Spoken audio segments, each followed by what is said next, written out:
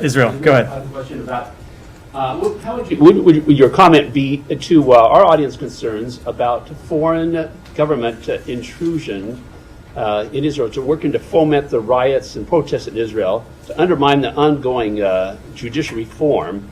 And there's also the issue about a lot of evangelical Christians are very supportive of Israel's right to their land. They oppose the two-state idea. What would you say to those issues? I will say that we disagree. We support the two-state solution. I think we've made that very clear with respect to judicial reform. As the administration has said on a number of occasions, both U.S. and Israeli democracy are built on strong institutions, checks and balances, and an independent judiciary. The president has said publicly and privately that fundamental reforms like this require a broad basis of support to be durable and sustained. Anything else on Russia? Russia? Yeah, go ahead. Yes. Okay. Well, first I want to the Israel question. I know that most It's of you not probably. Russia. No. First of all, you probably. I will definitely come to you on it. Okay, this is about Russia, but many of you probably know about Russia has a diplomatic relationship with Israel, but there's a backdrop to the issues. I want to ask about the Israel question brought up about Yunin, that city yesterday, about terrorists in Yunin attacking Israelis and Israelis' right to defend itself.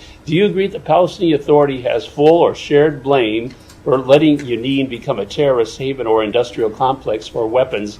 And will you agree to discontinue aid to the Palestinian Authority as well as to the UN agencies UNRWA and UNESCO if they don't abolish their anti-Israel policies? And the next question is regarding Russia and Vilnius trip. First of all, let me just say I at least somewhat respect your ability to describe that as a Russia question, because Israel has diplomatic relations with Russia. That was artfully done. So do you. So do we. Exactly. Second, I will say I don't have anything to add to my comments yesterday, which is we obviously support Israel's right to defend itself. What's the Okay, about Vilnius trip. President Biden was in Vilnius. I was wanting to know about, Russia in the past actually desecrated the Jewish cemetery in Vilnius, Lithuania. Did President Biden address that issue, the desecration of the Jewish cemetery there? And did he make a statement about fully supporting the restoration of that Jewish cemetery as laid out and described in the website savevilna.org? Obviously, we would oppose the desecration of any cemetery. I don't have any specific readout of the president's meetings to make. Jenny, let me come back to you, Jenny, because I've already had a... Israel and Janine, please. Go ahead, on Janine. Israel and Janine issues. It's going to follow up with what I asked just the other day. And thank you, by the way, Matt, for taking my questions. I have a background to the Janine question. Today, under Oslo, the Palestinian Authority pledged to disarm militias. The PA was granted a police force armed and trained by the United States for that very purpose.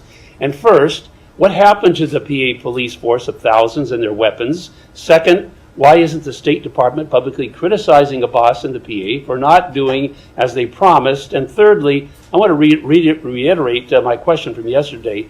Do you agree that the Palestinian Authority has full or shared blame for letting Jenin become a terrorist haven industrial complex for weapons? I will say that obviously it is the responsibility of the Palestinian Authority to conduct appropriate law enforcement operations in its jurisdiction, but at the same time, it is it is appropriate for Israel to take appropriate steps to defend its security. Thank you, Matt.